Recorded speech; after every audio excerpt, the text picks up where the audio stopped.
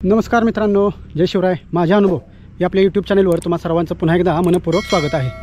तर मित्रहो, आज आपण कोकणात आलो आहे आणि कोकण म्हटलं की निळाशार समुद्र, हिरवागार निसर्ग, त्याचबरोबर समुद्रकिनाऱ्यावरची वाळू, असं एकंदरीत आपल्याला दृश्य दिसतं.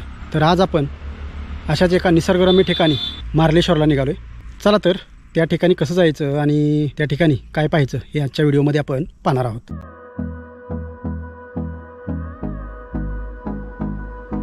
सह्याद्रीच्या कुशीत हिरव्यागार निसर्गाचा वरदहस्त लाभलेल्या कोकण भूमीमध्ये मार्लेश्वर महादेवाचे अतिसुंदर आणि रम्य असे देवस्थान वसलेले आहे.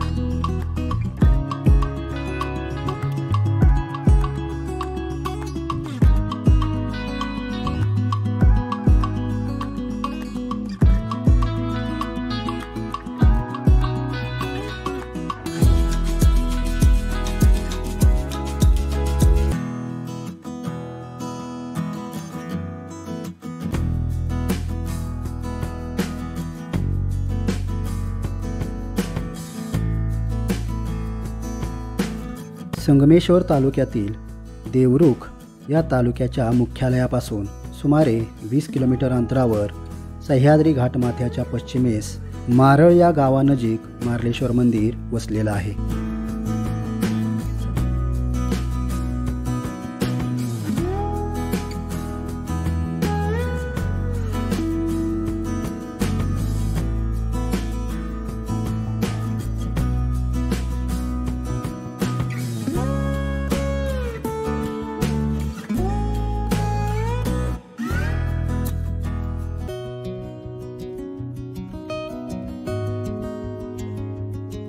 सुंदर अशा कमानीतून पुढे गेल्यानंतर प्रशस्त असे पार्किंग आहे.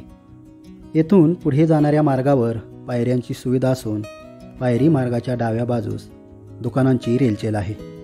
या दुकानांमध्ये पूजेच्या साहित्यापासून अगदी सौंदर्य प्रसाधनापर्यंतच्या वस्तू पाहता येतात. या ठिकाणी प्रशस्त अशी हॉटेल्स आहेत. यामध्ये पारंपरिक कोकणी पदार्थांची चव चाखता येते.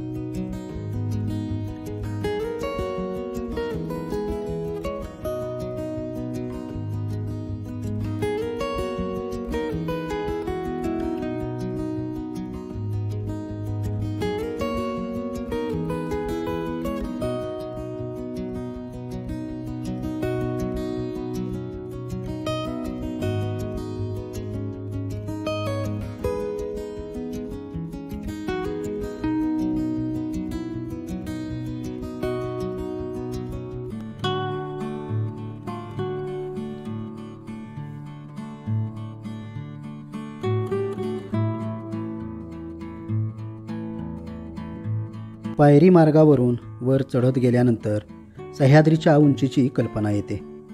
पायऱ्यांचा मार्ग पार केल्यानंतर एका सपाटीवर मार्लेश्वर मंदिर एका गुहेमध्ये विसावलेलं आहे.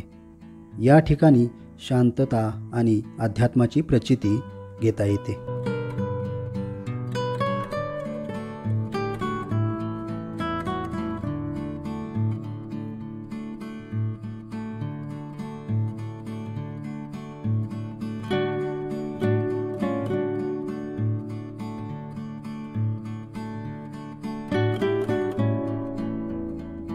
इथून आणखी पुढे चालत गेल्यानंतर उजव्या बाजूला आपणाला मार्लेश्वरचा प्रपात दृष्टीस पडतो.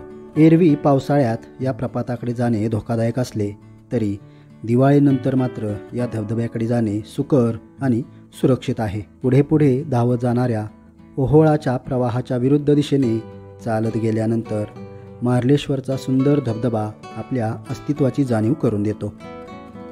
हा प्रपात आणि त्याच्या खाली असणारा सुंदर निळाशार पाण्याचा डोह पाहत बसावे इतका सुंदर भासतो. काही केल्या या ठिकाणाहून जाण्यास आपले मन राजी होतच नाही. असं हे नितांत सुंदर ठिकाण पावसाळ्यात वेगळ्याच रंगछटा दर्शवित असतं. पर्यटनाचा खराखुरा आनंद घेण्यासाठी कोकण नेहमीच आपणास खुणावत असतो. याच अतिरम्य कोकणातील हे देवालय आवर्जून पाहावं असंच आहे.